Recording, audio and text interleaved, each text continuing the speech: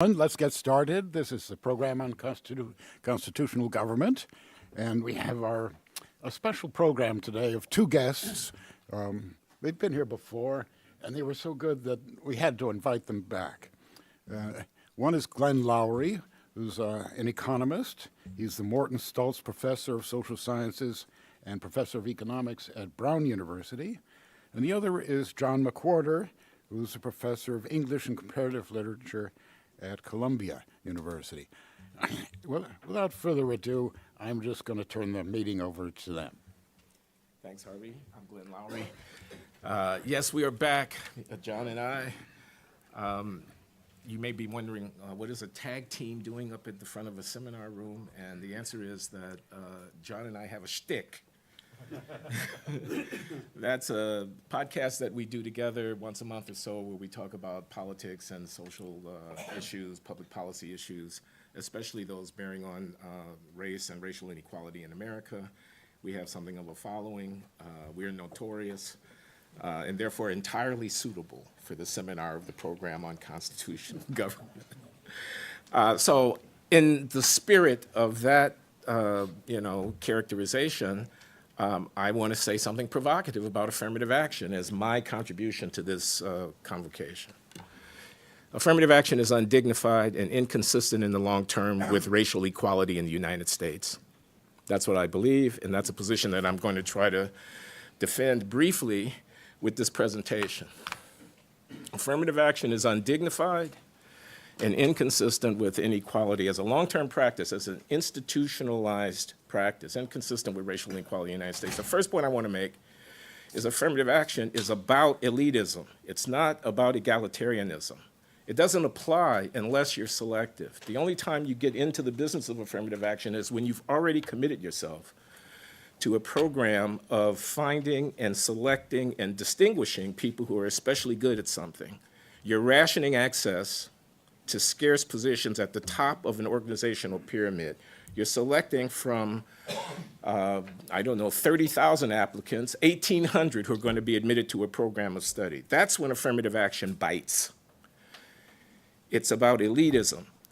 It's about ethnic or racial or identity equality across groups within the context and against the backdrop of an elite selective activity. This ought to raise questions in anyone's mind if the goal is equality, equality of dignity and respect, equality of standing, of status, equality of substantive achievement and accomplishment, equality of productivity and mastery. If the goal of the policy enterprise is to engender a circumstance of equality between racial groups, the fact that the policy is applied within a context of elite selectivity is a first-order fact. It's not an incidental fact. So we're talking about choosing elites. We're talking about selecting amongst, quote unquote, the best of the best. Okay?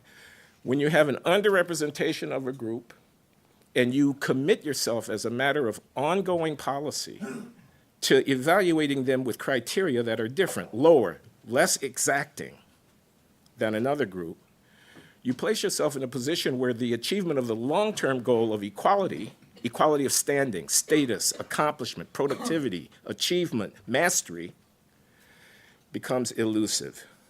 You can certainly get equality of representation. You can get titular equality, formal equality, superficial equality, okay? Optics equality. That you can do. But deep down equality, hard to get there from here if the instrument of getting there is affirmative action. I don't want to be misunderstood. I am not saying that affirmative action, because it violates colorblindness, is ethically unacceptable. I don't believe that. I am not saying that affirmative action is inconsistent with the 14th Amendment of the U.S. Constitution, which was supposed to enact equal protection of laws. I happen to agree with Randall Kennedy, whose book, For Discrimination, makes the explicit argument that the 14th Amendment ought not to be interpreted so as to preclude the government from undertaking otherwise effective policy interventions that might happen to make use of racial information on behalf of the goal of eradicating or reversing the consequences of historic discrimination. That's Randall Kennedy's argument, not mine, but I agree with it. Acknowledge that affirmative action is discrimination, but don't find that it's discrimination precluded by the 14th Amendment. That would be my personal opinion. So when I say it's not consistent with equality, I am not making those arguments.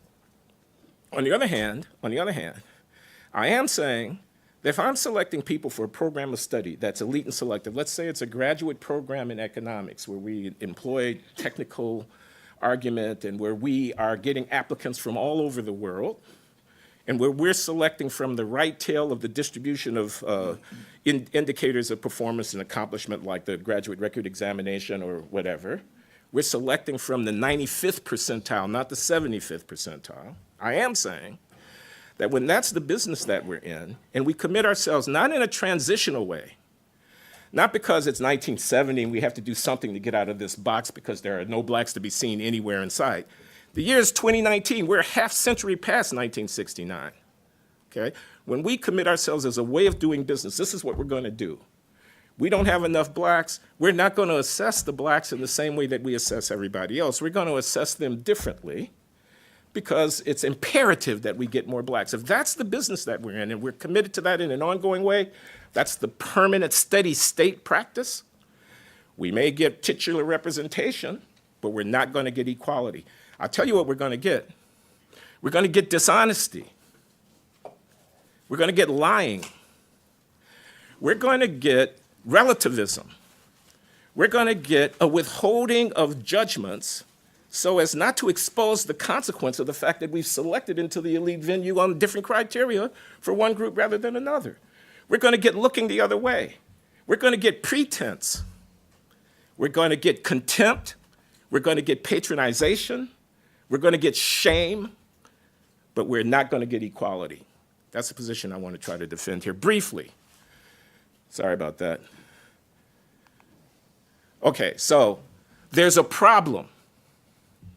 There's a serious problem of racial inequality in the country. It's a real problem. It warrants our attention. It demands to be addressed. It's linked to our ignoble history.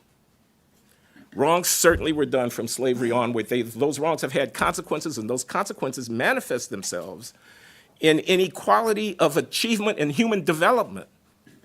They manifest themselves in outcomes such as what I'm showing you right now. This is a National Assessment of Educational Progress testing of the mastery of 12th graders in the United States in a recent year. This is reading, and I'll show you a slide about mathematics.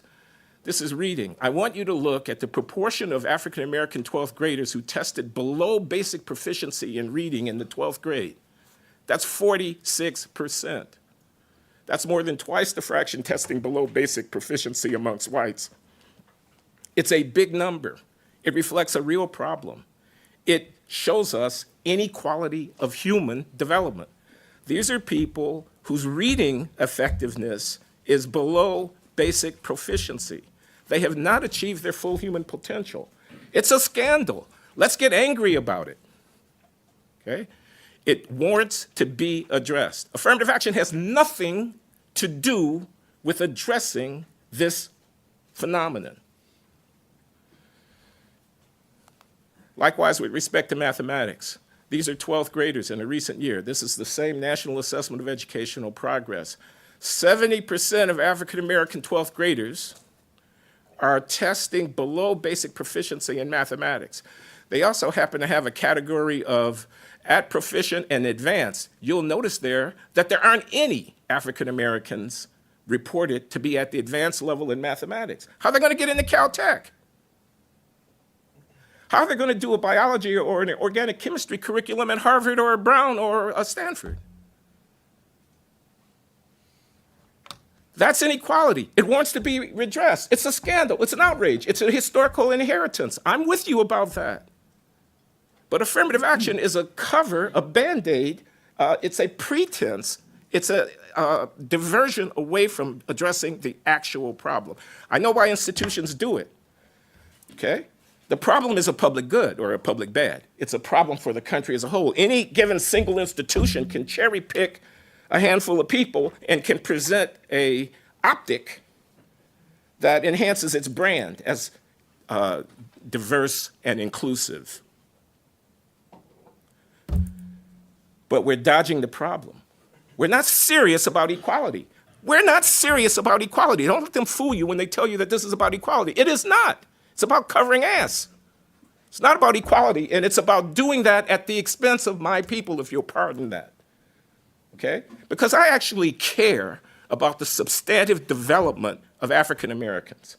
I care about the disparity in manifest achievement between racial population groups. I care about that. That's meaningful and important to me. Affirmative action doesn't address it. It's undignified. These are advanced placement course takers by race in a recent year. Total advanced placement courses taken, and also those in science and in mathematics. You can see what you can see there. There are substantial racial ethnic differences, and African Americans are lagging behind.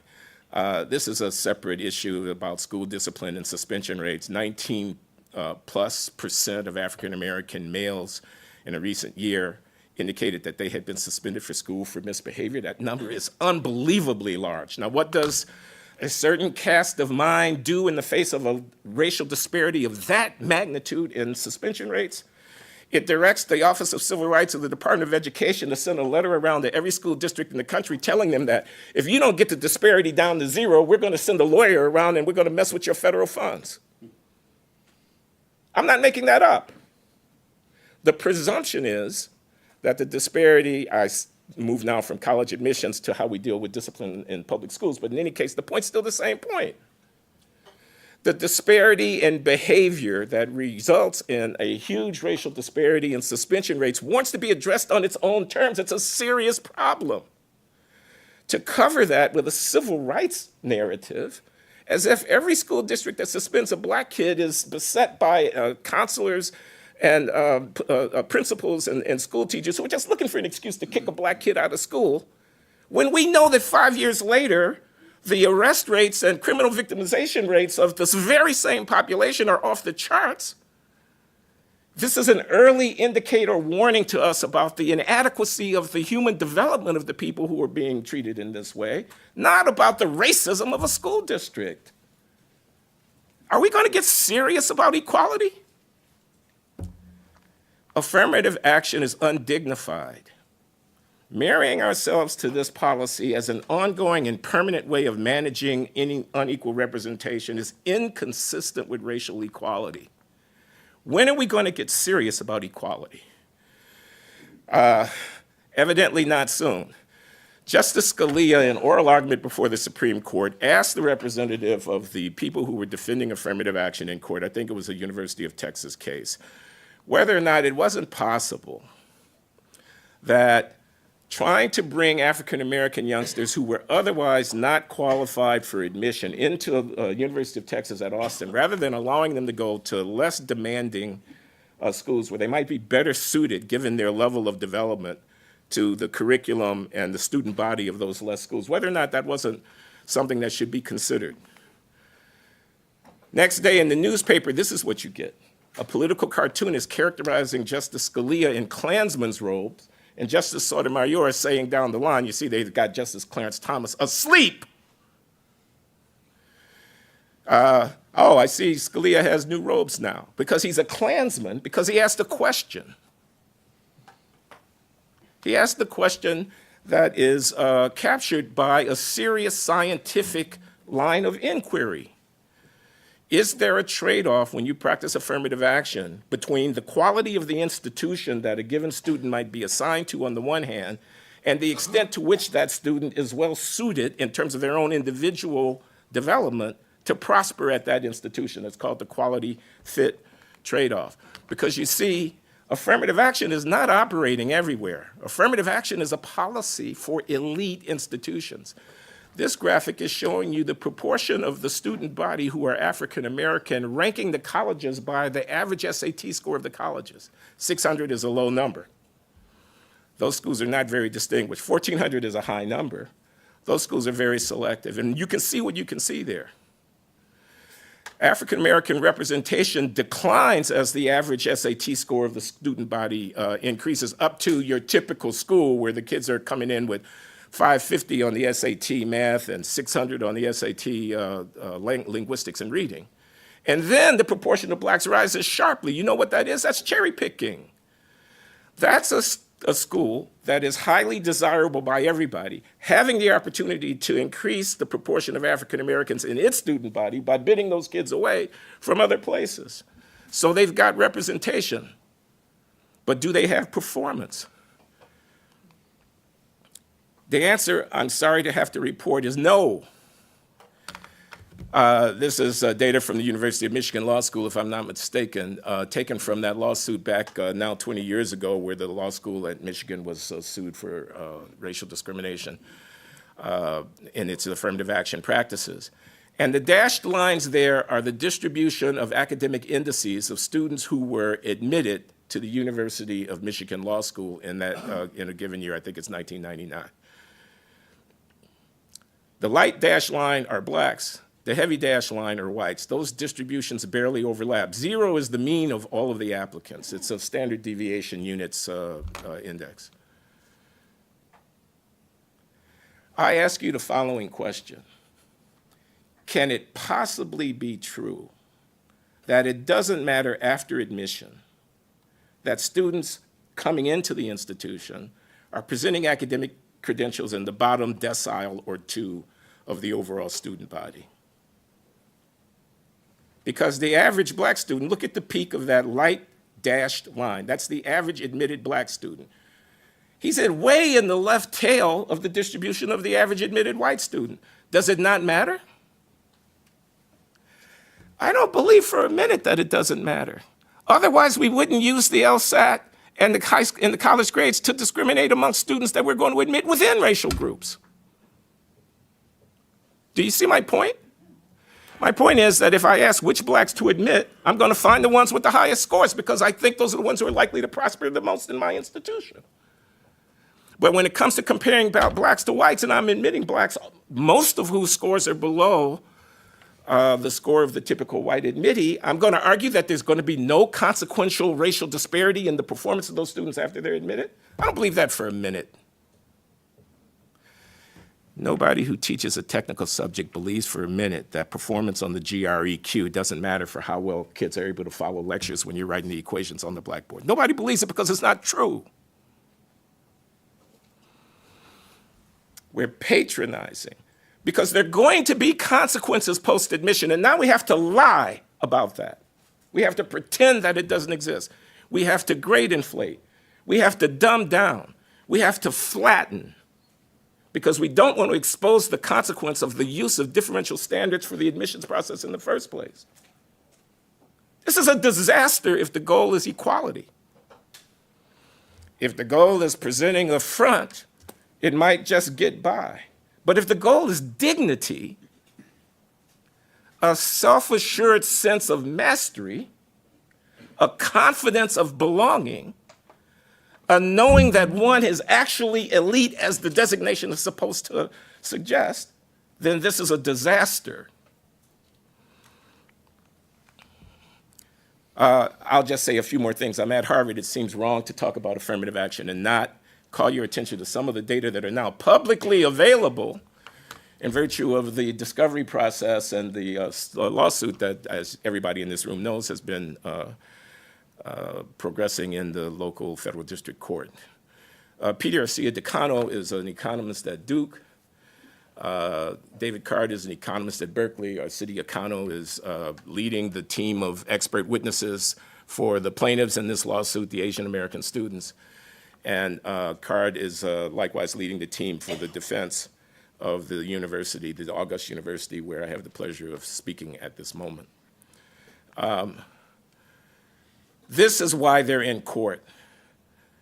Here is the, let me see, what is it? Because I can barely see the screen. These are the admission rates by ethnicity and year of applicants to Harvard University over a period of 15 years or so in the first part of this century, from 2000 onward.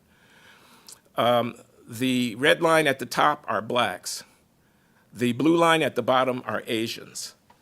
Harvard has become progressively more selective over the last 20 years, so admissions rates have fallen for everybody, and hence the disparity in those lines has narrowed.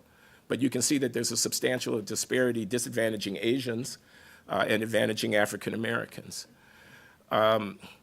These are, again, I can barely see that screen, higher than average SAT scores. So these are the SAT scores of admitted and applying people at Harvard University over a series of years, broken out by ethnic group.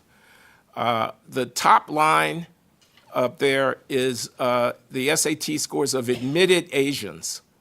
The bottom line is the SAT scores of admitted blacks to Harvard University over that period. You can see what you can see.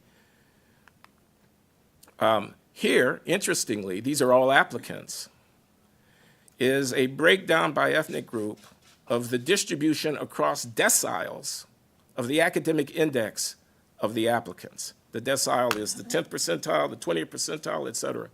So decile number 1 is people who are in the bottom 10th of the applicant pool. Decile number 10 is people who are in the top 10th of the applicant pool. 60% of African-American applicants to Harvard in the years in question were in the bottom 2 deciles of the applicant pool. Over a third, or roughly a third of Asian American applicants to Harvard University in the indicated years, that's 15.85 plus 16.73, are in the top 2 deciles of the distribution of academic indices among students applying to Harvard University. That disparity is huge. Now, let me just make a technical point. Application is selective. It could be that many underqualified African Americans are applying to Harvard University, disproportionate to the number of underqualified Asian Americans who are applying. So we shouldn't take these data as necessarily dispositive because application is endogenous. But what are you going to do with this table? This now tells me the admissions rate, holding constant the decile of academic index for the respective groups.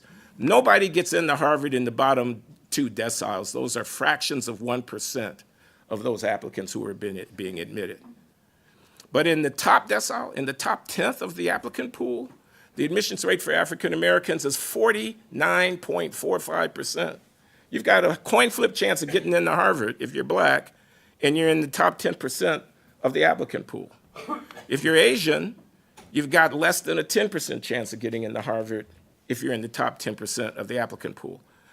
Perhaps even more interestingly, let's look at people who are middling in their performance relative to other applicants to Harvard, the 6th or the 7th decile, okay, 60 to 70%, 70 to 80 percentile in performance. If you're black, you got a quarter to a third of a probability of getting in. If you're Asian, you got a 2 or 3% chance of getting in. What's that about? Well, David Card is going to tell you, and I don't mean this personally, he's merely representing his client, that it's because Harvard seeks well-rounded applicants. He's going to tell you that academic performance is not the only thing that Harvard is interested in. He's going to observe, this is David Card's brief, I've just taken a table out of it, that Harvard could easily fill up that dashed horizontal line is the number of people admitted in a recent year to Harvard. Those blue bars are the number of applicants exhibiting various qualities in their application, like perfect SAT writing scores or whatever. You could easily fill up the class with applicants with perfect SAT math scores, says David Card, if that's all that Harvard were interested in. I get that.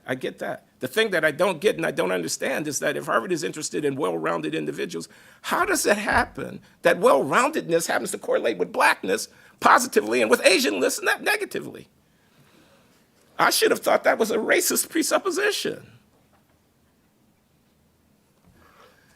If academic index is so important, how come I don't see African Americans with low academic indices being admitted at the expense of African Americans with high academic indices? I don't see that. Okay, so I'm going to stop because I've gone on long enough. Affirmative action is undignified. It's a policy meant for an era long gone. We are no longer in the 1960s and no longer in the 1970s. The objective disparity of human development across racial groups must be addressed on its own terms. If you want to ask me how to do it, I'm happy to have a colloquy with you about that. My mouth is not a prayer book. I don't happen to have all the answers to these very difficult questions, but I know what the problem is, and I know that this is not getting at it. Thank you.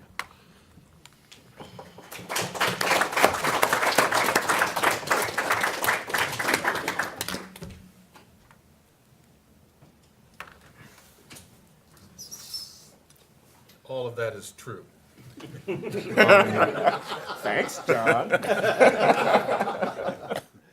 I'm going to talk about something different. I think that an issue that is leading in the race discussion these days, and I think is going to continue to during this calendar year, is a revival of the idea that Black America would benefit from reparations being granted by the United States government, not just for slavery, that's an old version, but for slavery and Jim Crow, and also redlining policies that persisted officially until 1968, and of course, in practice, somewhat beyond that, that idea having been especially publicized by Ta-Nehisi Coates in a famous piece in The Atlantic. So, an idea that is back in the headlines after having been in them what feels like not long ago to me. As we straddled this particular millennium, we talked about reparations a lot, but now it's back, is that it is necessary for America to come to terms with the nasty history of black people in the United States by expressing regret through reparations being given in some way, along the model, of course, of reparations that were given to Japanese Americans, and not just the ones who suffered internment, but even their descendants. That's supposedly the model. This new idea disturbs me deeply, but I think that if one is to be, if you want to call it a commentator or even a pundit about these issues over a long period of time, you're probably not doing your job if you don't bend a little bit.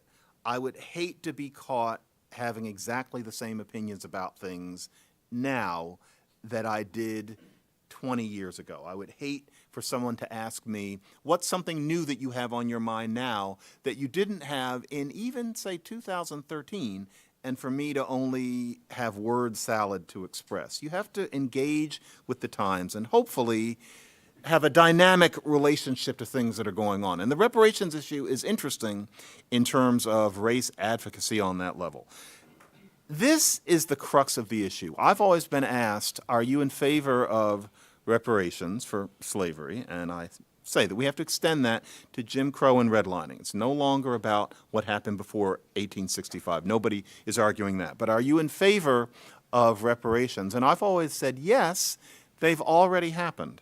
And it is alarming to me how much that argument is utterly ignored by the people who espouse these reparations, whatever color they are, whatever political stripe they happen to be. It's a very important point because what we're often told is that America has never acknowledged what it did to black people. There's never been a serious engagement with what happened. America has never, as it's always said, come to terms with racism. And to tell you the truth, I'm going to give you 3 object lessons here. This is the first one. That's a lie. That common canard among the punditocracy, among people with PhDs, is a canard. It's a lie. America has acknowledged these things in a great many ways. It's just that in the semantic sense, these things weren't called reparations. That wasn't the label that was applied. But to say that nothing has been done is simply denialist, and I think based more on emotion than empirical engagement with reality, for example. Affirmative action itself is reparations. That's what it was for. And anybody who says that affirmative action has only benefited white women is 1, wrong, and 2, would have to put up or shut up when they think about the fact that the second that affirmative action is threatened, they jump out of their seats saying that affirmative action has been a massive benefit for black people. Enough said. Affirmative action was reparations. In the late 1960s, and this is a chapter that I wish Spike Lee would make a movie about, but I doubt that he will. It's a kind of lost history, is that welfare was transformed with the outright, outwardly spoken goal of bringing more poor black people onto the welfare rolls. The idea there was constructive in its intent. It was spearheaded at first in New York City by Marxists, and I do not mean Marxist as a slur. The idea being to help bring down the government by having so many poor people on the rolls that the financial system was destroyed. That was an idea that I can see having made sense at the time. But what it meant was that welfare went from what it is in an old movie, which is a white woman knocking on somebody's door, wearing a flowered hat, and wanting to make sure that a poor widow doesn't have a man in the home anymore. In other words, a stingy program that had just squeaked through being passed during the Depression, to a program that allowed there to be multi-generational welfare families where no one ever cared whether the woman, one, had anyone else to help her, and two, got a job. That's the welfare as we knew it that Bill Clinton mentioned. That didn't exist before about 1966. All of that happened in between 1966 and 1972. That was reparations. Nobody used the word, but if you read the advocacy that was behind that, all of that was to help redress what had been done to black people in the country until then, and fears that the automation economy was not going to allow black people to redress all of those problems themselves. All of this was just down in black and white. I'm not giving you opinion. I'm giving you fact as simple as the fact that there's a carpet on this floor. That was reparations. Reparations is something, the dullest thing in the world. I mean, your eyes roll back in your head at the mention of it, but it was reparations. The Community Reinvestment Act of 1977, sponsored by the late Senator William Proxmire. What the hell was that? Well, the idea was to get banks to invest in inner city communities, and they didn't mean white ones, they meant black ones. The idea being to revitalize communities that already were going away, that nobody wanted to see them go. So it wasn't that America wasn't acknowledging what was going on in black inner cities, because there was the Community Reinvestment Act, which was spearheaded by, put through by, and for a very long time enforced by very white people. That happened. You can't make a movie about the Community Reinvestment Act of 1977, but it was reparations. The scholarships that are now ordinary for black people to use are reparations. One could go on. So I've always thought, yeah, there need to be reparations for something that happened to black people, and they happened, starting in the late 60s, and creating a reality that we know now. The idea that we need America to apologize again strikes me as curious in that way.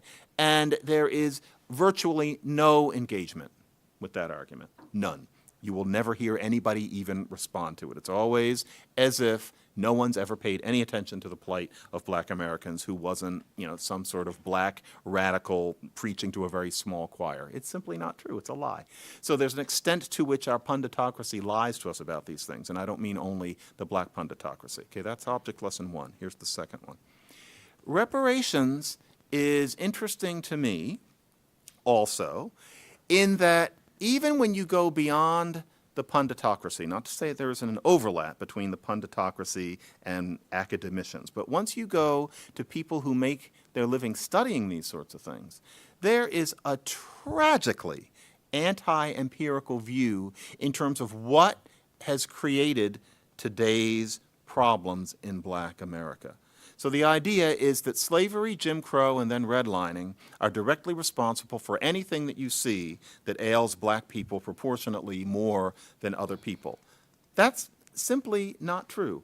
And it is bemusing to me to see people who are trained to engage complexity, who, as people with higher degrees in fields like history, economics, sociology, and political science, know how complex history is. The first thing you learn is that history is not just about great men. Okay. Then you learn that there's the butterfly flapping effect, that some small thing ended up creating something much larger, and if that small thing hadn't happened, then today would be different. This is the soul of having a command of historical analysis beyond the level of a fifth grader, but when it comes to race history, it's simply that because people only could live in shabby communities, because you couldn't get a job as a lawyer except at a black law firm, and because your great-great-great-great-grandfather worked without wages on a plantation, that's why teenage boys who are black are killing each other over nothing in Chicago in the hundreds every summer. That's why. That's simply not thinking. That doesn't mean that the people in question are intelligent. It's that we're trained to suppose that when you think about race in this country, you're supposed to suspend your higher reasoning in favor of what anybody from the Middle Ages would recognize directly as mysticism. And so, for example, what actually does create a lot of the ills in the black community today? Well, it's a relatively complicated story. And so, for example, if in the 1960s there is an unprecedented change in ideology about how a group is to get ahead, if something really wonderful happens, which is that the ruling class actually develops such a sense of guilt about what has happened in the past, that you have something as unprecedented as a civil rights bill that actually works, as opposed to the many before 1964 that have been passed that really have no teeth. A civil rights bill that actually works, something like that happens, that was a miracle. It was partly because of something as chancy, talk about the butterfly wing, as the fact that immigration was so restricted in the United States between 1924 and 1965 that for about 40 years you could see there being a simplified opposition between white and black. The new wave of immigrants hadn't come in yet, and Latinos were barely thought of in a national sense. So white and black. There was the invention of television. There was the Cold War and how embarrassing what was going on in the South looked to people on the other side of the world, especially with the invention of television. A bunch of things happened to come together and created a miracle, which was that suddenly you had these laws. Did they make things perfect? No, but since when did anything ever make anything perfect? Still, the Civil Rights Act of 1964, the Voting Rights Act of 1965, imagine that in any country anywhere until then. And then, less heralded, but because it's less dramatic, but the Fair Housing Act of 1968 that officially outlaws redlining. These are massive things. Inevitably, in the wake of things like that, though, you are going to have a certain sense that if agitation got us these things, then a general agitational attitude is something that we must maintain, even in the face of less concrete goals. That new attitude, the dashiki politics that arose in the wake of all of this, is something that you just stick with, perhaps as a badge of being what we would now call a woke black person. That new, what used to be called militant attitude, the idea that you were going to be confrontational simply for the sake of confrontation. That's not to say that no racism existed, but we all know what kind of excess I'm talking about. That particular kind of attitude can transform among many people a sense of what it means to be a black person. It creates a whole change in community norms. Nobody puts anything in skywriting. These things aren't explicitly taught, but it's in roughly 1966 that black kids start telling one another, for example, that to do well in school is to be white. Very complex cocktail behind that too, but part of it was the new mood. There are moods in history. Often you say this, and people who are expert on black history say, well, you have to define what that means. And they don't seem to understand how that would play a part. But of course, moods in this way are standard explanations of all sorts of things that have happened in, for example, the West since the mid-17th century. Why would it all of a sudden be inapplicable to people just because they're the descendants of Africans during the late 20th century? Everybody knows what that mood was. So the mood had an awful lot to do with what happened. Welfare reform was a wonderful thing in that it meant that a black woman who didn't have an education didn't have to be a maid. But it had unpleasant after effects in that it made it possible to have children and for men not to have to help take care of them. That was a bad part of this legislation. It made it possible to be on welfare longer than you used to be able to be on it, with nobody caring whether you got job training. That transformed black communities. Nobody could have foreseen it in 1966. Nevertheless, it transformed black communities. If you see a picture of a ghetto in 1930, very, very few people in the picture are living on the dole. If you look at that same picture in 1975, in many neighborhoods, most people were. That wasn't black people's fault. It was the fault of people who had certain intentions in the 60s, and like all of us, can't see in front of them what's going to happen in the future. Nevertheless, that was the cause. So, black history is complicated, just like the history of all people is complicated. And to suppose that slavery, Jim Crow, and redlining alone are responsible for even most of what ails black America is not to study black history. You're not a historian. If that's what you think, you may be many things, but you are not studying the progress of human affairs over time and how causality works. You maybe don't know about it, you maybe lack curiosity about it, and all that's fine. You're probably expert in something else. But it means that when you say that black ills today are due to those three things and that therefore we need reparations to address them, you're naive. Or if you have a PhD, you are subconsciously taking an ideological stance that you associate with being a woke member of your race or a fellow traveler of that race, as opposed to using the more empirical, more complexity acknowledging standards that you use when thinking about anything else, including where you're going to send your children to camp, how you're going to do your taxes, everything except black issues. It won't do. So, object lesson 1 is that the punditocracy lies to us.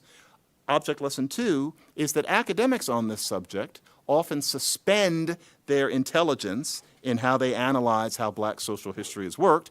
And then object lesson 3, and this is something where I would really like to see this discussed openly, because I think that we need to learn to understand the difference between political engagement and issues of identity, because they're very different things and they require very different responses. And that is this. I said that a person ought to be open to changing their views on things. And the new idea about reparations, why is my voice cracking like I'm on an old radio show playing a teenager?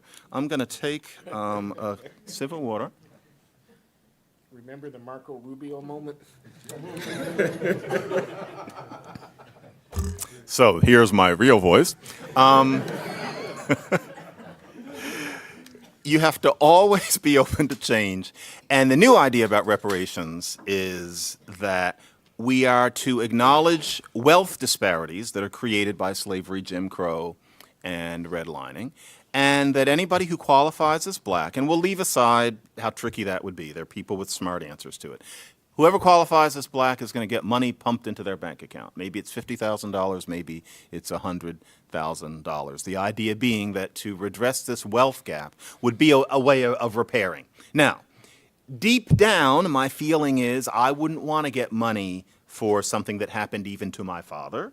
Deep down, I don't think that various people being given money is going to solve the problems that ail us. But still, and Glenn, I don't know if I've shared this with you, but my position on this is if it's going to be about this wealth gap and pumping money into black people's accounts, I am inclined to say, okay, let's try it. I dislike the patronization involved in this. I dislike the oversimplification of black history. I dislike taking money from, I'm John Hamilton McWhorter V. John Hamilton McWhorter I was a slave. I don't deserve payment for what he went through. I didn't know him. No one knows anything about him. A photograph doesn't exist. But apparently that's just me. Okay, maybe we can have these reparations. Let's do it. But I think that America should hold the feet to the fire of the people who are espousing this with the following requirement. If this wealth gap is redressed, then the people who have asked for it, the people who are saying that we need to have a conversation about it, especially after they have or haven't gotten into office, the people who are claiming that they're so interested in this issue must allow, if the reparations happened, that America has turned a corner. They must allow that it means that America has addressed the sins of the past. They must allow that America has come to terms with race. That doesn't mean that they have to pretend that racism doesn't exist, but that has to be celebrated lustily and honestly, looking America into the eye. All the people with 3 names, as I call them on blogging heads, have to be able to say, yes, if there were reparations, then something has really happened, because I sense in my gut that if reparations did happen, the people with 3 names would immediately be on MSNBC. They would immediately be in The Atlantic, in The New Yorker, saying reparations is a beginning, not an end. People who were coming into the punditocracy biz would muse about how it's problematic to suppose that you can solve these problems just with money. 400 years of torture, and they're solving it by just giving us a check. No, no, no. I will not be behind it if that's what it is. And the possible riposte, I've got about 2 more minutes in me. The possible riposte, I don't know how that word is pronounced, that it's not that anybody thought reparations was going to be anything but a beginning. No, no, no. No, that's not why we're going to have the reparations. Because the question is, if after the reparations happen, you're going to be just as angry and teaching the same classes and saying the same things on TV and teaching future generations of black people to be just as aimlessly, recreationally angry as you are, then why do it? What was the purpose? Why not do the sorts of things that actually will help, especially poor black people, be less poor? Why not espouse those things and then maybe have the reparations as a certain token kind of event afterward to put a cherry on the sundae? In which case, if you want to say that it didn't really matter, it won't matter because we will have already done things that actually do. Now, this is why I call this an object lesson. Because I think that if we actually put it to the people in question, to be able to look us all in the eye and say that reparations meant that America had finally done this thing called coming to terms with racism, I think we would watch extreme discomfort. There would be lots of word salad. There would be lots of buts. There would be lots of so many footnotes that they might as well not have pretended to agree. We would watch people very uncomfortable with the idea that we could ever get past all of this nastiness. And when we see it, we'll see something that I've been arguing for about 4 years and will not re-argue here, which is that a lot of the way we're trained to think about race is based more on emotion and advocacy and identity than on actual political engagement. And we need to start calling people on that. That needs to be a clear meme. These people need to be put on the defensive. Are you being a parishioner? Or are you being somebody who's interested in change? Because being the church lady does not help poor black people in any real way. So reparations is going to be interesting, and it's going to be especially interesting to me because I'd like to use it as a way to show whether the people who call themselves advocating for black people are actually interested in anything changing. The tragedy is I don't think they are. The reparations issue is uniquely posed to reveal that problem, especially to those of you who are on the fence about race issues, whose views have not hardened the way Glenn's and mine have, and are looking for a way of actually solving these problems. And you can see that the world is imperfect, but that the things we're being told by the usual suspects don't seem to be exactly constructive. Thank you.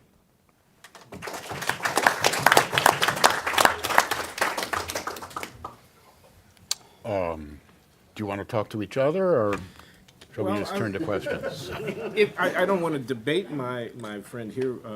I agree. We never do that. With what was being said by and large, but I do want to make a couple of observations, a couple of, if you like, friendly amendments. I'm sitting here thinking you were talking about politics at the end, about how, in some sense, apolitical the reparations argument is, because it is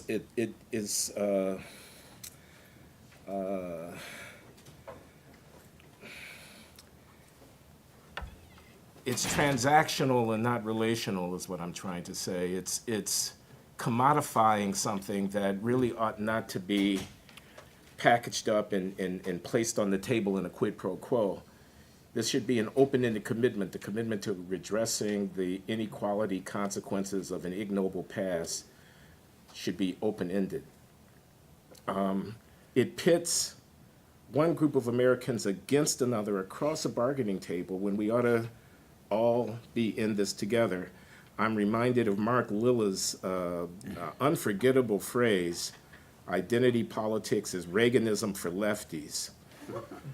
And what he means is, instead of it being a straight out, every tub on its own bottom, I got mine, you get yours, Jack, kind of libertarianism, instead of it being that, it's a, I've got my group, you've got your group, you've got your group, you've got your group, and we never actually get, this is Lilla, not me, but I agree, a working class politics that's aimed toward trying to make for progressive public policy that advances the conditions of people who are disadvantaged. Lilla, like me, wants to see a healthier polity across the board.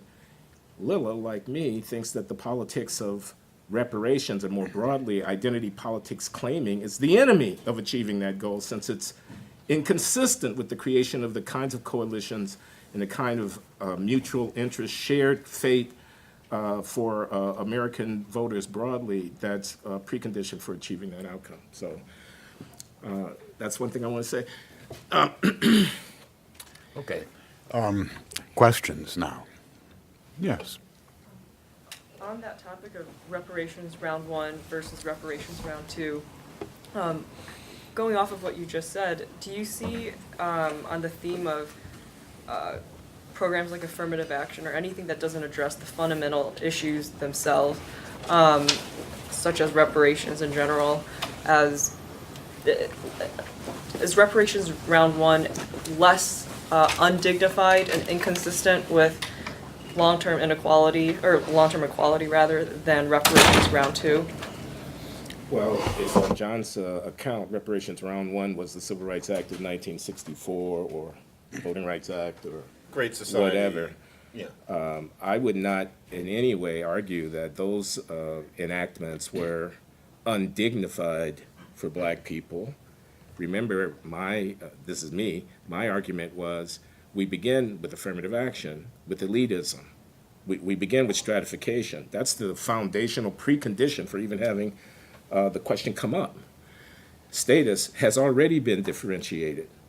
So the idea that I admit into a high-level strata people from this group who do not exhibit the same mastery as people from other groups do is undignified in the sense that it creates a condition where their membership in the stratification is predicated not so much on their accomplishment and their performance and their exhibiting of excellence, but rather on their identity. And I don't see any analogy between that circumstance, on the one hand, and the idea that I want to get rid of poll taxes or literacy tests, or that I want to enjoin employers from exercising their racial prejudice by not hiring blacks on the other. Am I being responsive to you?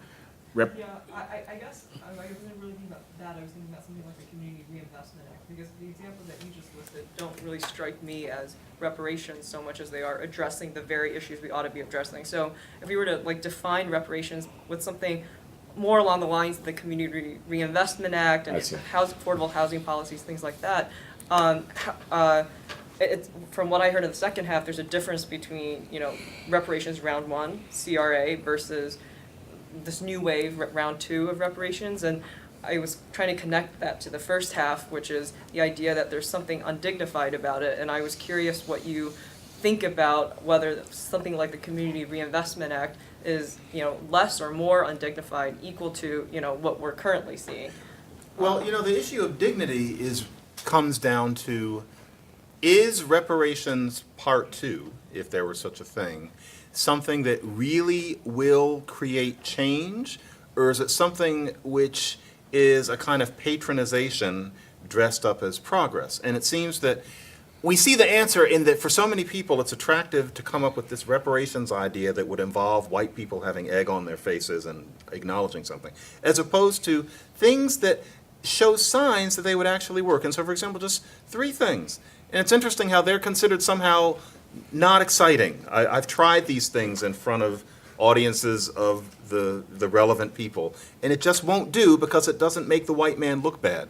But there needs to be an end to the war on drugs. The war on drugs has everything to do with why a certain demographic of young black man can go the wrong way. If that were taken away now, in half a generation, there would be a whole new black America right there. Now, we're seeing the beginnings of that. I'm happy to see that. Long-term acting reversible contraceptives for all poor women. Now, I'm really thinking of black women. Indeed, that's my interest. But any poor woman should have free something that she can have put into her that will allow her to do whatever she wants with whoever she wants, but not have a child by accident. That would solve an awful lot of problems in what we call the inner city. Too many births are accidental, and many people are not inclined to interrupt a birth, to interrupt a child's growth once it starts. Okay, fine. Just let's not have so many start. And poor women have advocated for those. Just that. It's not exciting. And a lark, as it's called, doesn't have anything to do with Mitch McConnell, getting his comeuppance about black America's history. But still, it would work. Or also education. Too many poor kids are taught to read via the whole word method. God, that sounds so trivial. But somebody is taught that the word little, well, you just have to learn it as little as a chunk. That works for middle-class kids from book-lined homes. It doesn't work for poor kids. It's done in black kids for 50 years, frankly, forever. And it's been discovered through hardcore educational research that you need to use phonics, this particular method that can teach somebody who has never seen a book how to read in 10 seconds. And I know my daughter is living proof. She lives in a home where there's no oxygen. There's so many books. But still, I taught her through this method, and she was reading at 3. No, she's not. Doesn't have an IQ of 300. This could be anybody. Teachers should have been doing that. So that would help too, because if you don't read well, then school doesn't work, and next thing you know, you're out on the corner. Those 3 things. If those 3 things were advocated, if somebody could come up with a catchy name for those 3 things, in 20 years, we wouldn't be talking about the plight of black America. But no, instead, we have to pump wealth into people's accounts and say that it's America coming to terms with racism, poised to, before the ink is dry on the legislation, tell everybody in smart pieces in Salon that it doesn't really matter. That does not strike me as intelligent activism. Manny. I was wondering if we go back to the 60s a bit here. Must we? I'm not an advocate for Malcolm X, but it seems to me, I wonder if there isn't anything to the some of the arguments he was making as to the problems with the integration approach. That is, if you have one group of people and their performance is poor compared to another group of people, and also they've been wronged, as blacks have been, horribly in the history of this country, psychologically then, maybe it makes more sense for them to have some greater degree of self-government and self-identity to go down that route. So, if we're going to do identity politics, then, maybe there's an argument for something that is modeled on a much more demanding sink or swim kind of approach. For the problems that I just wonder if there wasn't some, basic correctness to that. Well, maybe in 1965. Why would I throw away my birthright of American citizenship, of membership in the nation broadly, on behalf of a separation strategy? I get the psychological comfort of that. And I certainly get the defiant attitude that I would associate with Malcolm X of, I'm going to go to the white man and ask him to solve my problem? This is the same guy that had a boot on my neck until just yesterday. What lunacy is there that I think that he or she gives a darn about my condition? I'm going to, I don't want nobody to give me nothing. Just open up the door and I get it myself kind of attitude. So I get that. But I want to just emphasize this thing about 1965, Black Power, the Nation of Islam and all of that. That was one thing of a particular historical period, understandable in its context, but it's deeply, deeply politically misguided in the 21st century. This is a great, wealthy, powerful nation. African Americans are 10, 12% of the polity here. We've got a birthright going back many generations here. I'm not giving that up. No, I've often wanted to give it up. This is a way that I have bent over the past about 5 years. I've given up on this. I think Malcolm X made a certain amount of sense in that. An awful lot of black people say white people make me uncomfortable. I don't like the way they look at me. I feel judged. Well, one solution to that, as opposed to saying that as a way of thinking that whatever that judgment is going to go away, is to just have a certain amount of separatism, black nationalism. And so you advocate, for example, for all black schools, and you're told, oh, goodness gracious, it's the segregation. What are we going to do about the segregation? And next thing you know, you have Bill de Blasio trying to create affirmative action in New York's most rigorous public schools so that there'll be more brown faces. Of course, South Asians are brown, but we need not be too particular. So, I think... and they're also poor. And poor, yeah, dirt poor. And so, no, I would agree, but you can't get past, you have to choose your battles. And the good thinking person today thinks that segregation is what you must watch out for. And so if you have poor black people all in a room together, then they're going to be dumb together.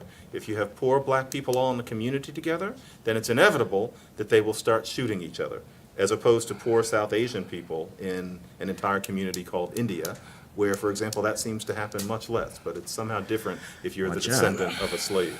No, it's true. No, bunch of poor brown people all together, they are going to start shooting one another, and you have to understand that. That No, comes from our it smartest. was overlooking the communal violence in India that I There's was trying some, to warn you but against. I don't There's a think lot we- of dead bodies, man. But it's not because they're all together. Nobody says that. Okay. Cade. Yeah. So my question is concerning the affirmative action. So with the recent college admission scandal, the thing that was most peculiar to me is that none of the students who got in without having the merit to get in failed out of the classes, right? So I think there's been a fundamental transformation in the purpose of American colleges, which is to funnel people into high-paying jobs, especially elite colleges. Could that not be a form of addressing the discrepancies in the races in high school performance by funneling African-American people into high-paying jobs so that their kids can go to high-paying private schools and they can learn in the same way that white students are, and just kind of address that gap?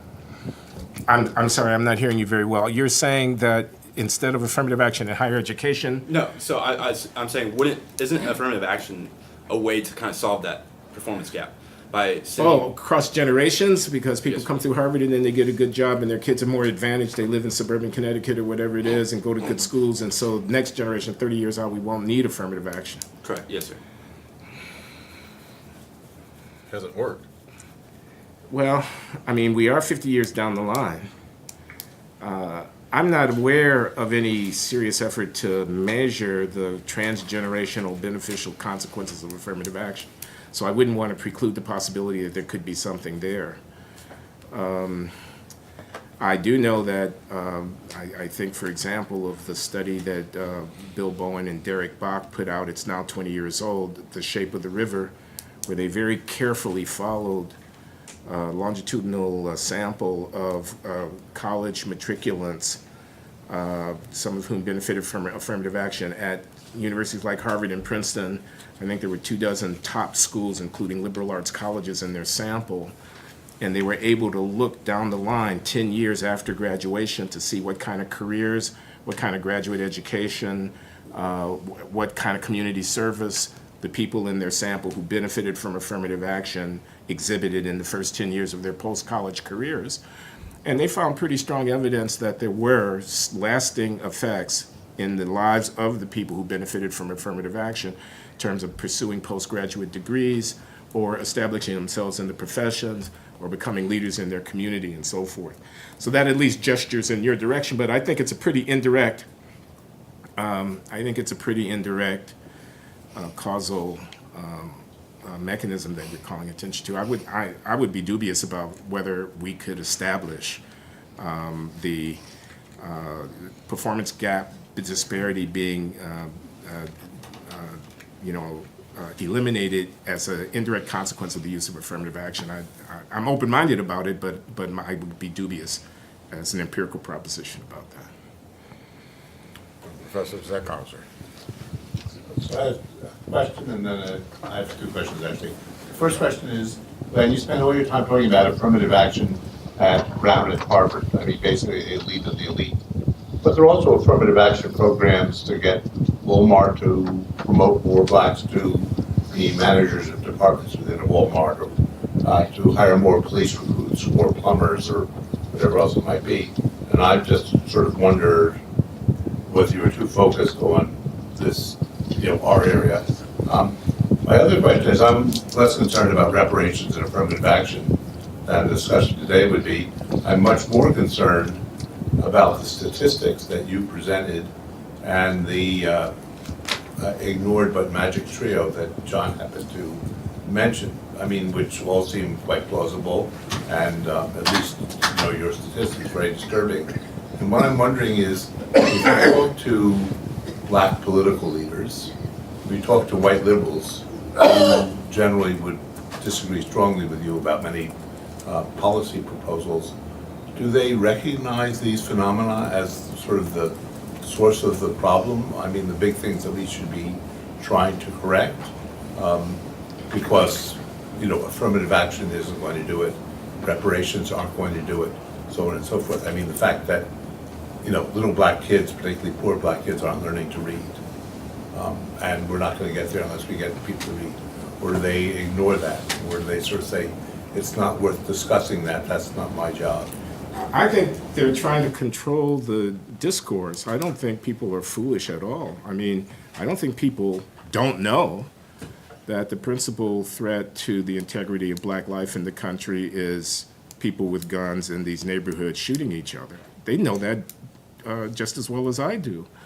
But I think that the idea that you would invoke that, which changes the narrative of the public conversation in a decidedly different direction than they might want to go. I'm giving the example of Black Lives Matter and police behavior as one case of a number that we could cite. I think people know that schools are not working very well for the youngsters who are dependent on public education in certain cities in order to have a chance in life. But if you start talking to them about interventions like, giving parents more choice or providing funding for charter schools or something like that, they're going to take a predictable position in opposition to that. I don't think by any means that people, leaders, spokespersons, pundits, black or non-black, who speak on behalf of the interests of the African American community, they're not stupid. I don't think they're honest, however. I think they would, as I say, try to control the narrative in the discourse by pointing attention at a predictable set of pressure points where they think that they can move the policy needle in a direction that they might want to move it.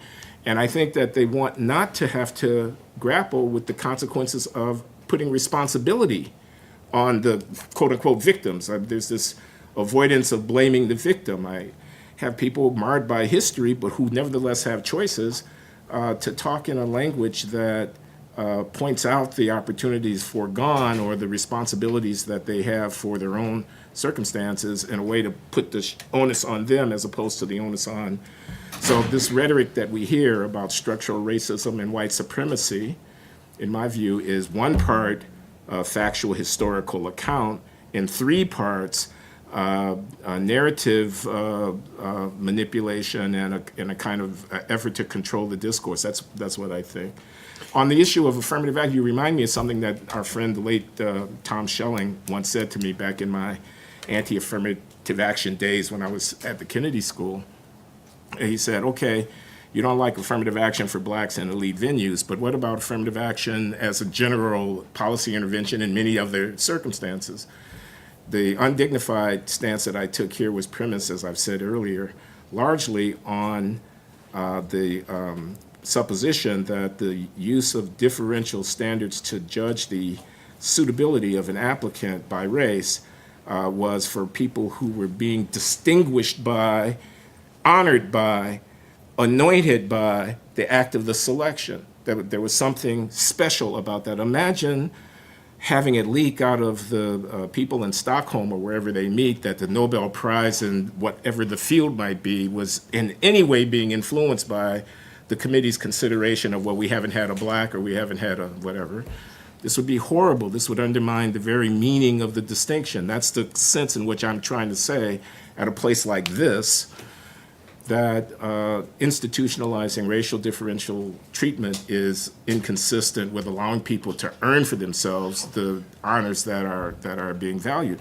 I don't think the same would be true of a line manager at Walmart or something like that. And my particular objection, there could be other objections. It could be an objection that a lot of people want that job, and why are you giving it to a black guy just because he's black? Kind of objection, which I eschewed at the outset when I made my remarks. But my particular objection, I don't think would apply so much in that context. I want to add a little something. I know what you mean I don't want to put words in your mouth, but the idea that why are we talking so much about, a few hundred black students that get into a certain few schools? How much does that really matter? But I think there's a human cost that it's easy to miss. And so, for example, I'm a father. I have 2 daughters. Their mother is white, but we are told by many people who are quite angry that we are to classify my daughters as black women, okay? So they're 4 and they're 7. When they apply to college, if the climate is the way it is now, they will get in anywhere they apply. Let's face it. They're going to be smart. They're going to make good grades. They may not make A+s all the way across the board, but they're going to be smart, and they're going to have some activities. You know, their father is not the most unknown person in the world. They're going to get in everywhere they go. Their friends, Jewish girls, I don't know why I keep bringing up South Asians, but in our neighborhood, South Asian girls, you know, the whites are actually a minority in our neighborhood. They're going to get in here and there. You know, they're going to be subject to the luck of the draw. But my black daughters will get in anywhere. The idea being that they suffered a certain amount of racism when they were growing up, or their father did. You know, all the racism I had to fight to get up here from New York. This racism means that they get to get in anywhere they go. Now, first of all, they probably won't be thinking about it, but I don't like it. I feel that my daughters would be devalued by that, and if somebody white tells me that I shouldn't, I'm not sure they're thinking about it very much.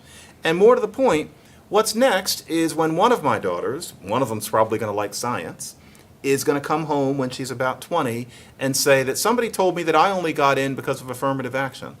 And the truth is, she did. There are those policies, and we're learning about how an Asian person has barely any chance, whereas a black person can basically just walk through the door. It's not right. It's just not right.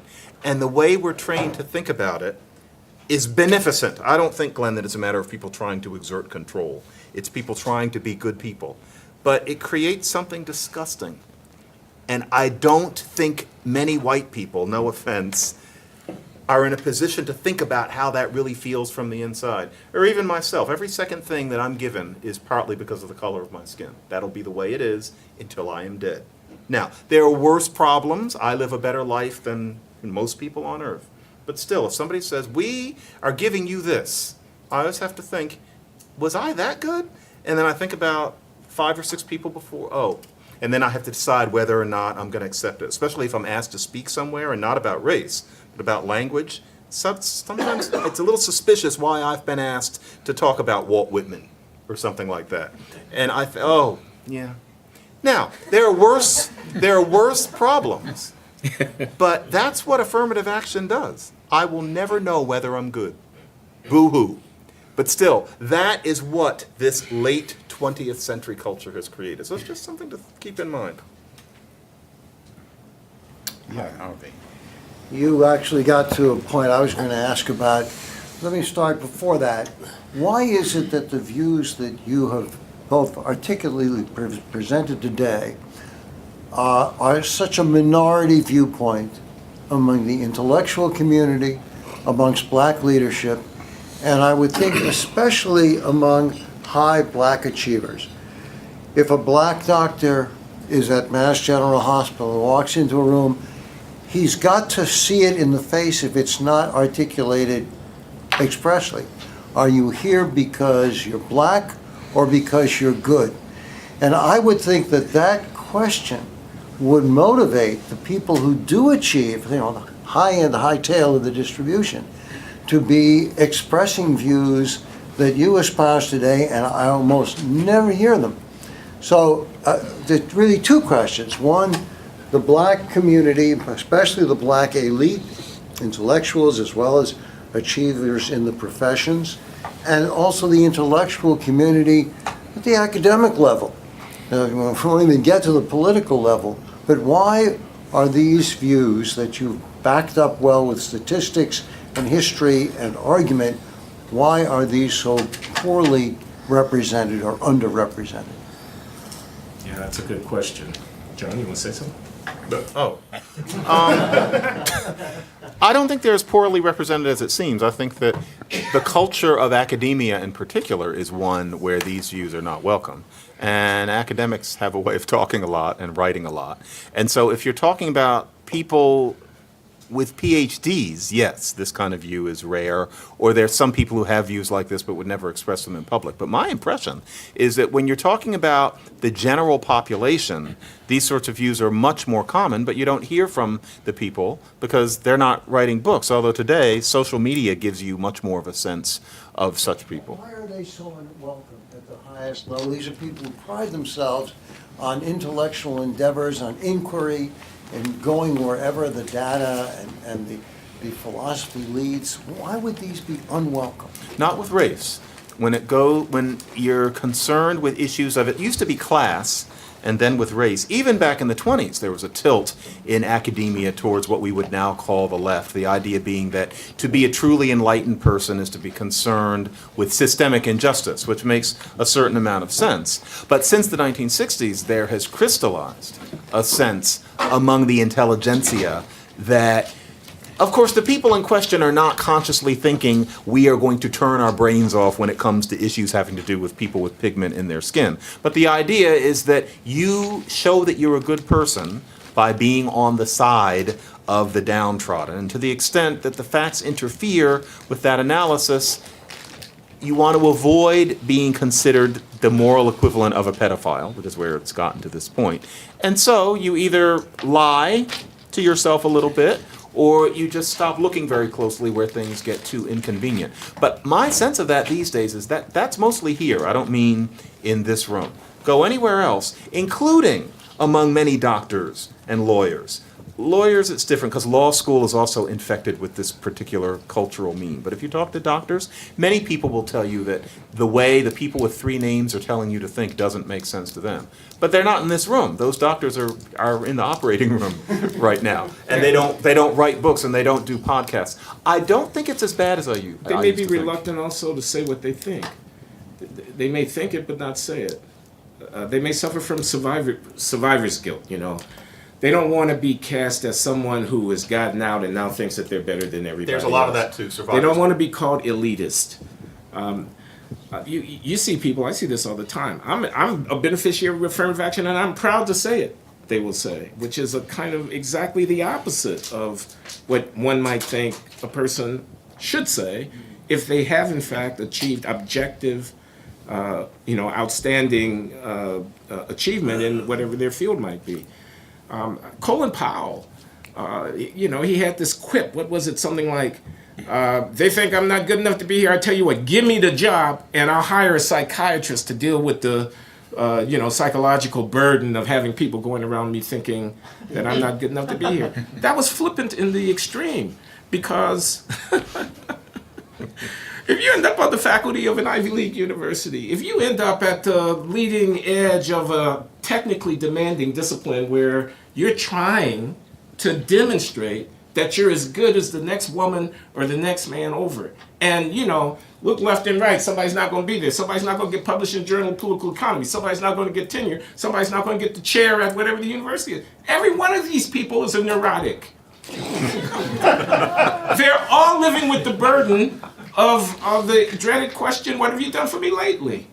I'm talking about people who write important books, but it's their first book and will the second book become, all of us in this rarefied environment are looking over our shoulders, worried that we're not good enough and what are we going to do next and how can we justify our presence here? That's just the nature of the condition, okay? So to burden African Americans trying to make their way in that kind of rarefied atmosphere with the additional kind of encumbrance of everyone sitting with their arm folded across their chest, tapping their toe, okay, we gave you a chance to get in here, let me see what you can do. Or worse, thinking to themselves, you're not really that good. You're kind of mediocre, but we won't say anything about it. We'll kind of look the other way. I mean, I think, I may say too much here and we're being recorded, but I'll say it anyway. I think what happened between 1968 and 1975, at least in the academy, was an unmitigated disaster. I think a guy like Martin Kilson, who used to be a member of the faculty here in the government department, Hateful man. and who opposed Hates everything. never mind that. In 1968 or 1969, he was one of the few African Americans speaking out against setting up separate academic departments where the black scholars could come into the university and tend to the black students about black things. He was saying, yeah, let's study race and politics in the political science department. Let's study race and economics in the economics department. Let's study race and literature in the literature department. We didn't do that. Instead, we took a step onto the slippery slope of relativism. We entered into a world of identity pedagogy, of identity epistemology. You see what I'm saying? Who can teach a black person, make a black student feel like they're actually learning something? Who can understand the black experience? What a disaster. And avoiding, it's an end run around the difficult conundrum of having to compete and excel at the outer edge of what human achievement. That's where my focus has been here. I'm talking about elite institutions, elite performance, and so forth. So, anyway, I repeat myself, you don't get to equality like that. Something very important also is that affirmative action, there are two ways to think about it. Many people, when they say, I'm a proud beneficiary, think that affirmative action is just a matter of assembling a diverse class after everybody has the same qualifications. That's very common out there. So a lot of people think, well, I had the same grades and scores, and then they decided there needed to be a certain number of black people. A lot of black people very honestly don't know, partly because it's not discussed in the media unless you know where to look, that it is a matter of different expectations. And so many people would listen to what we're saying and say, what do you mean lowered expectations? And genuinely not know. John Hope Franklin, dean of black historians who lived to quite an age, was he was testifying in an affirmative action. It was in '03. It was in '03 during the whole Michigan trial. And the Grutter-Gratz. And actually, I was told by a white lawyer who was arguing against Michigan that John Hope Franklin, who knew everything in the world, genuinely didn't know that affirmative action in universities was about lowering standards. He really didn't know. And it's kind of easy not to know. And I don't mean because by then he was in his 90s. He had never known. And so often when people say, I'm a beneficiary, and you think, why are you espousing that? It's because they don't know how it really works. And very quickly, one of my doctors is black, and to give you just an anecdote, it's one of the specialty doctors. I had a strange cyst on my arm, and so I had to have it removed. And I went, and he's a black man, carefully shuts the door, and he says, I saw you on TV once, and I want to ask you, who is this Ta-Nehisi Coates, as everybody always says his name? And did you read that book of his? And I said, yeah. He said, do you agree with? And it turned out that he had views very similar to this. Okay, but, did you really read the book? But hell no. I am never going to read it. But I can talk about it. I can cite passages. And I told that doctor, yep, I read it. And we had a whole conversation about it. And he had all these views. He would never have let anybody, even in the office, know. But I don't think he's that atypical. Yeah, he's just, you keep it quiet, basically. Yes. Yeah, so I guess my question is a little less about policy and a little more about culture. For example, the single motherhood rate in the black community is 75%. It was 20% back in the 60s. The single greatest predictor of intergenerational poverty and crime is single motherhood rate, and it's increasing in the white community as well. But if we have this kind of discussion, I'm called a racist, and black leaders like Thomas Sowell or Larry Elder are called Oreos or betrayers to the race. How do we kind of change that culture so we can actually have conversations? I don't know. I do. But I before you tell them how to do it, it was 20%, 25% when Moynihan was writing the Moynihan Report in 1965, and it's 70% today. That's 65 to today. That's a long way from slavery. So we can't, this phenomenon is not a consequence of slavery that you're talking about. It's a consequence of the late 20th century social experience of African Americans. The other thing I want to say is, there's another side to the culture observation. What about the culture of success cultivated by those communities that are sending their kids at high rates into these very selective venues? I'm talking about Asian American immigrant communities here in the United States, and I'm talking about Jewish working class communities on the east coast of the U.S. 100 years ago. What were the values, practices, attitudes, customs, expectations, institutions associated with success? They obviously vary across population subgroups, and they are relevant to the outcomes that we're considering. I can use it either as a negative, very high incarceration rates, very high single parenthood, etc., or I can use it as a positive. I think culture matters. I think it's very hard to, but people are quite loath. I mean, only a sociologist would argue against the proposition that a 70% out of wedlock birth rate has nothing to do with the social outcomes of the youngsters born in that society. It's a higher wisdom. Forgive me, I'm an engineer, so I'm just looking at the numbers. You know, this is what I mean by you have to move with the times. Because that is becoming a race-neutral problem, it's becoming easier to talk about. And so this whole issue of the LARCs, the contraceptives, say that 20 years ago and you're punishing black women. Say it now and somebody might say you're punishing poor women, but that's not as much of a sting. And you can make a point that you're not punishing anybody. It's not racialized. It's that you shouldn't have kids until you're ready, and if it's an accident, you end up doing it anyway, and that's not the way it should be. And so, in a way, that's getting easier, I think. Because, yes, there are those rates, but now white people are beginning to join them. And so you end up thinking more about hillbilly elegy than about something somebody writes at UPenn. That's how social history actually works.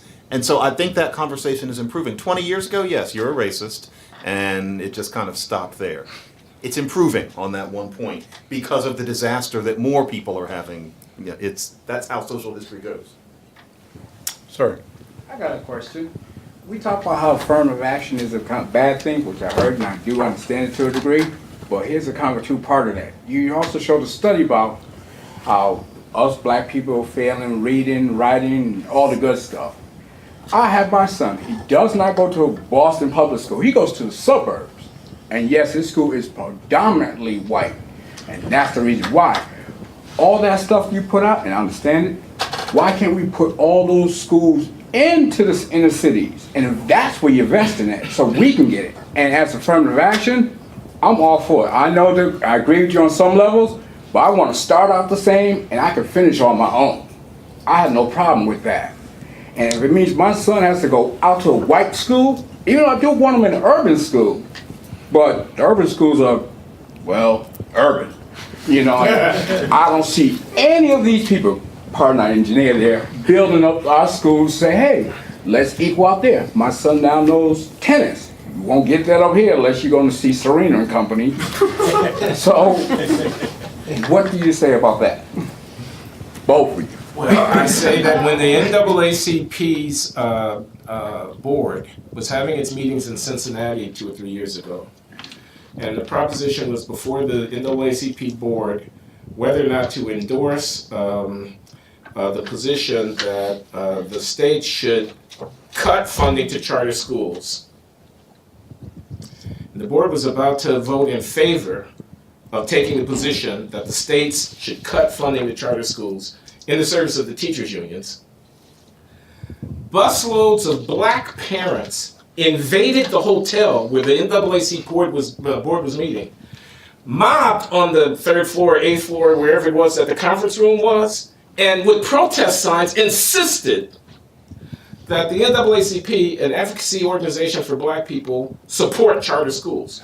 Because you were one of them, literally? Literally? Literally. Okay, so then you know what I'm talking about. The political problem of improving urban education is a very serious political problem. If you believe in equal opportunity and equal rights for Americans, you ought to be on the side of shaking up that system. It is my humble opinion. I think the social scientific evidence bears this out. I'm not saying every charter school is great, because that's not true. But I am saying that there are a lot of failing public schools where the students would be better served if they had more alternatives. And interested parties are standing in the way of that happening.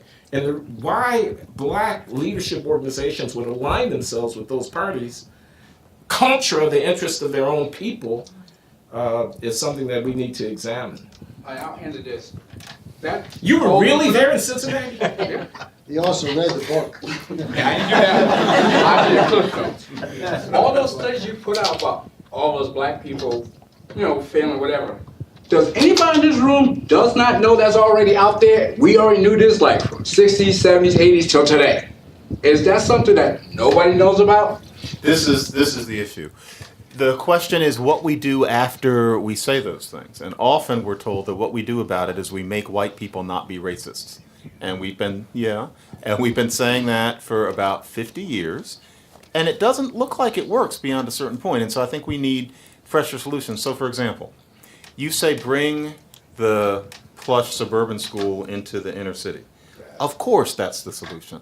But How do you fix a crappy inner city school? And the simple truth is, people think about this all the time, and nobody knows. Glenn doesn't know. I don't know.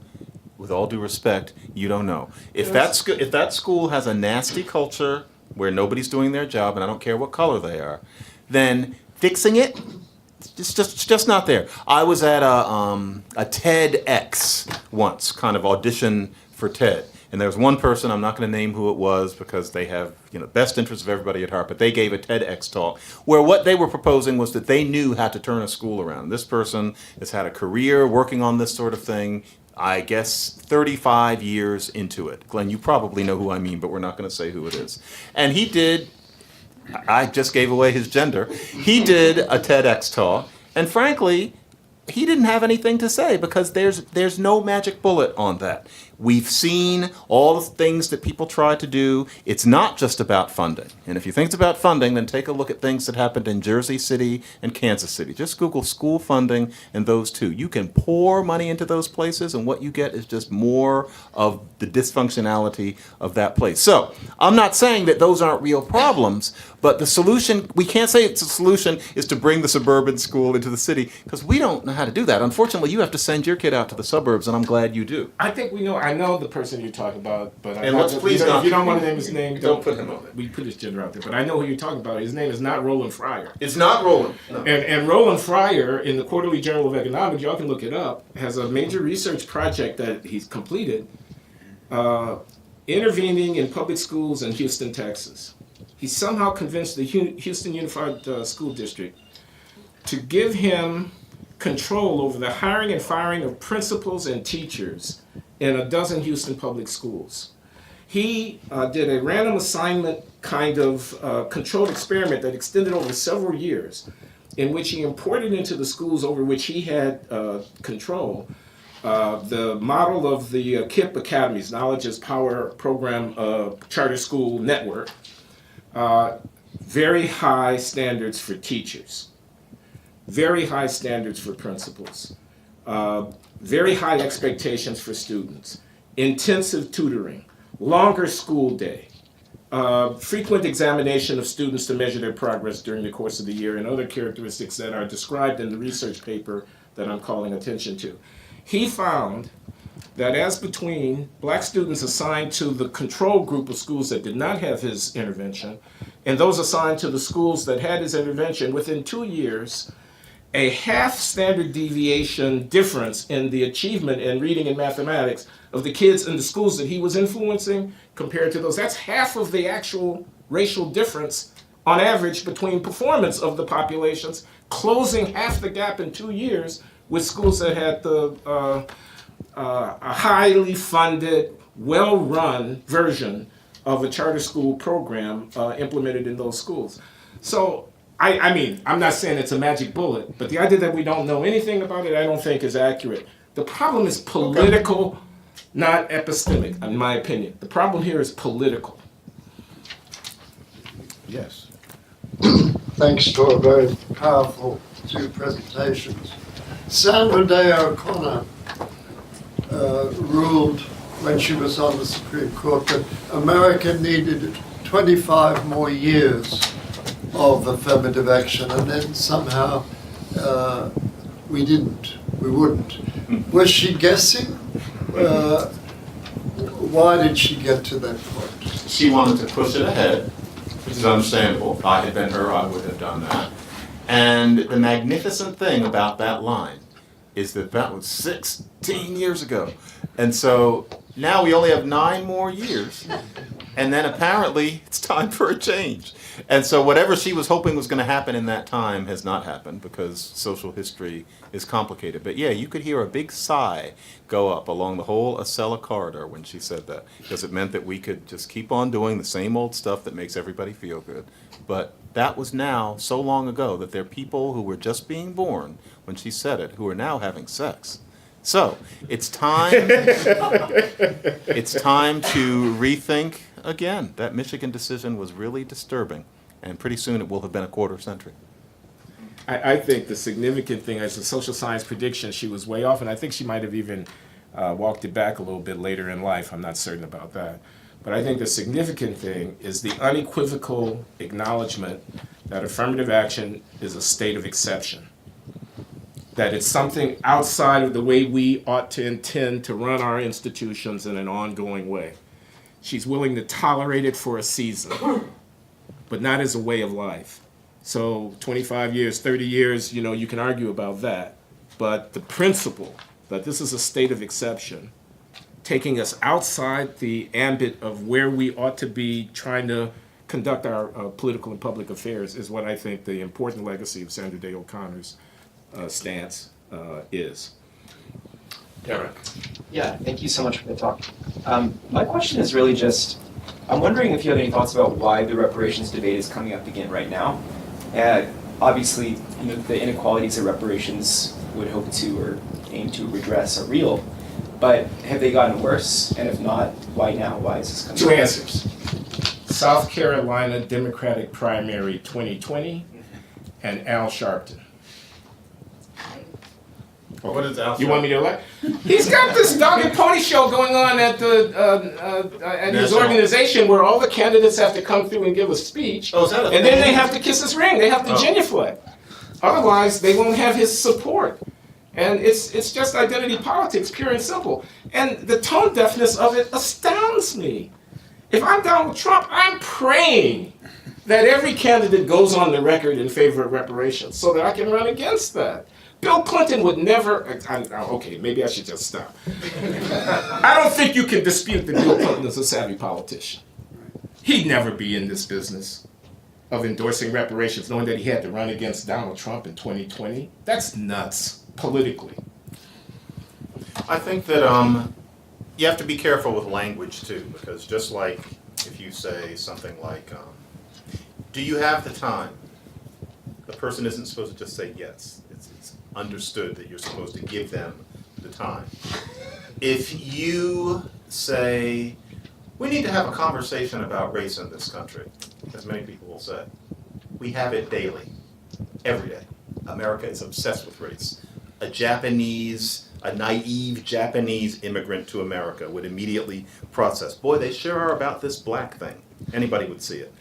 Yet, it's considered intelligent to say we need to have a conversation about race in this country. What that really means is America needs to understand how racist it is, and I, as a white person, understand that. That's how you say that. A new way of saying that, especially if you're running for office, is to say, we need to have a conversation about reparations. You don't need to really be thinking about it. It's a way of saying, I feel black pain, which Bill Clinton did say. The new way of saying it is to say, we need to have a talk about reparations. I'm not saying that those people are nasty and cynical, but if you're Elizabeth Warren, you're a very white person, you're not associated with race issues. I'm not even going to make the obvious comment about the way that you indicate that you do care about the black thing, which I think she does, in a way that's going to be memorable. You're not going to start reciting statistics, because look what happens when she does that, is you're going to say, we need to talk about reparations. If I were Elizabeth Warren, I'd do that too. So I think that it's just a gesture. It's this little flag that you wave. Well, with that little suggestion, we have to stop. And thanks so much. This has been even better than last time. Try it out next year. Thank you, Harvey.